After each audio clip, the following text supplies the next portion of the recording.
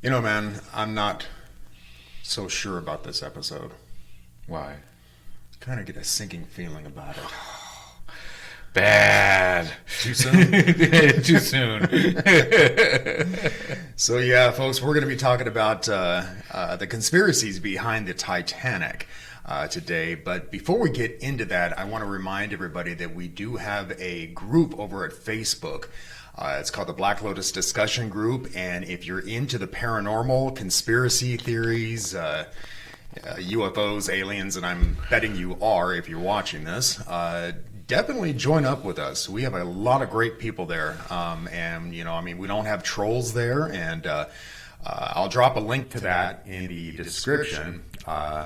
And you know, we also have a bunch of paranormal experts that are there at this group. And so definitely check this out. And also, I want to remind you to like and subscribe if you are watching us on YouTube. Those of you who are listening to our podcast, don't forget to follow us over on Anchor. And but anyway, let's get into it. Sounds good. So everybody knows that late in the evening on April 4th of 1912, the RMS Titanic hit an iceberg and Supposedly. And it ended up killing like what was it, 1,517 people out of the 2,223 people that were on board. So I mean, a really tragic incident. I think to date, it's the worst nautical disaster ever. Yeah. It's just amazing.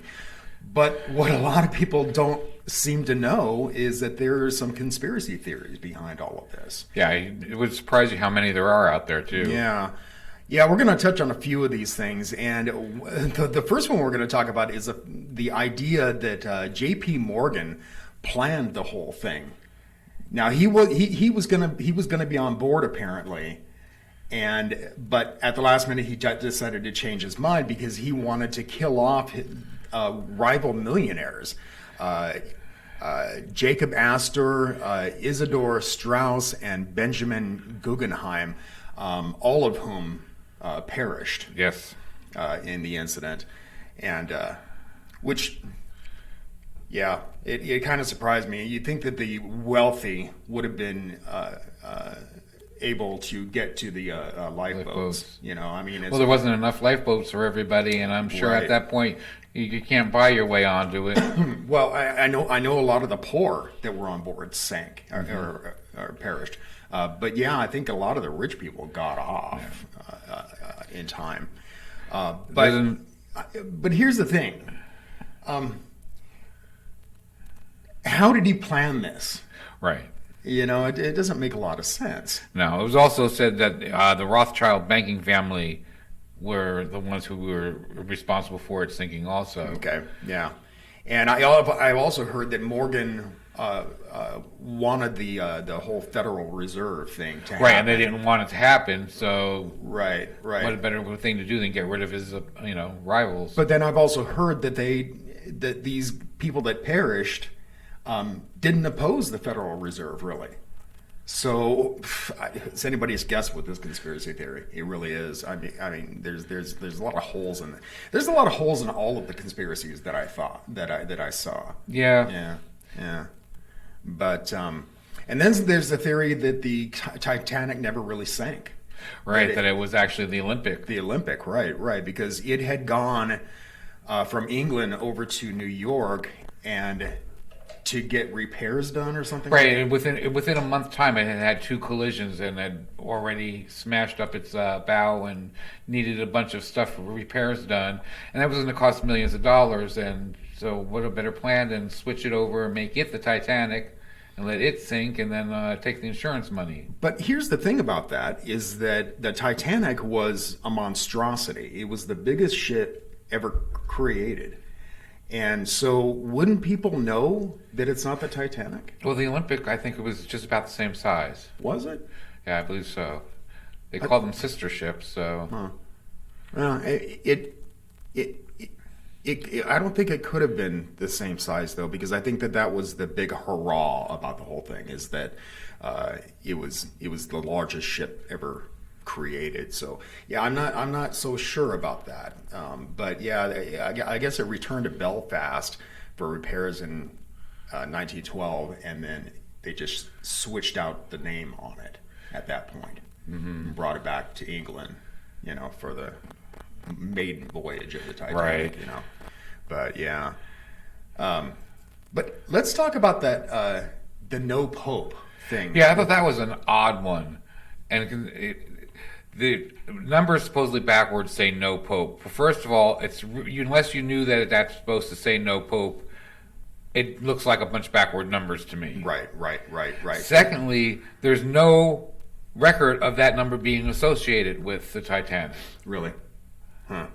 So the Titanic's number, I forget what the Titanic's number was actually, I think 401. Yeah, it was 401 was their number. Really? So where this number is coming from that people are making this conspiracy theory out of, I don't know. Weird. Yeah. And then I'm sure everybody's heard about the whole mummy curse. Right. I mean... And this one makes the most sense out of all of them, believe it or not. Right. But apparently, the unsinkable Molly Brown, Margaret Right. Brown, it said she was talking to people before the whole incident occurred, and she told them that she was toting along a mummy to bring it back to New York. Yes, she had a bunch of artifacts. Yeah, for the museum or something like that. And For the Denver Museum. yeah, for the Denver Museum, Yeah. is right. And but anyway, yeah, I mean, so I don't know. I don't know. Well, like I said, I think that one makes the most sense because that actually happened. There really was. She was bringing back a bunch of Egyptian artifacts with her, so at least that was actually can be verified. Then there's another story about that that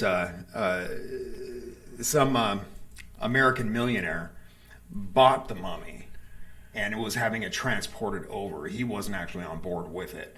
But here's the thing about this whole story is that the mummy that they're talking about is actually still in the British Museum. So it never Would've really been happened. sunk. It didn't sink. Yeah, I mean, if there was a mummy on board, it wasn't the one they were talking about, because it's actually still there, in the British Museum. So, yeah, I don't know. There's a lot of crazy theories out there about that. There's another one that says that it was a German submarine that sunk it. Okay. Because there were a lot of people said that some of the survivors said after it started sinking, there was several explosions. Oh, is that right? But I mean, if a sinking ship is sinking, I would think water getting into certain areas would cause explosions. And yeah, I don't know about that because from the film footage that I've seen of the Titanic, I mean, since they discovered it, it looks like the hull was ripped rather than a torpedo hitting it. I mean, and if a torpedo did hit it, it skimmed along the side of it. Right. Because, I mean, there's just this huge Tear in it. But, yeah. They're planning on doing a Titanic 2. Right. That's 2021, I think it is. 2022. Yeah. 22? Yeah. And it's apparently going to take the same course as the Titanic. Asking did. for trouble. Well, I don't know. I mean, it's not like the iceberg still exists, I guess from what I was reading about it, at the time that it hit the iceberg, that iceberg was actually about 5,000 miles away from the Arctic. And so now it's just another drop in the ocean. Well, yeah. So, but anyway, what else do you have on this? I think that's about all I've got, too. I thought one of the curious things about it was there was a passenger called William Steed. Now, back in his day, he wrote a short story called "How the Atlantic Mail Steamer Went Down," and it basically was the same plot as the Titanic sinking, and the same type of loss of not enough lifeboats for everybody, so there was lots of lives lost and stuff like that. Well, after he wrote this book, several decades later, he actually gets on the Titanic and ends up sinking. Oh, is that right? So really? He basically wrote a short story about his own death. Own death, yeah. Wow. I thought that was interesting. I didn't come across that one. That's kind of interesting. But that's about all I've got. Yeah. Yeah, so I think I'm out of puns too, so let's get out of here. So anyway, folks, thanks a lot for watching, and until next time, keep thinking and question everything.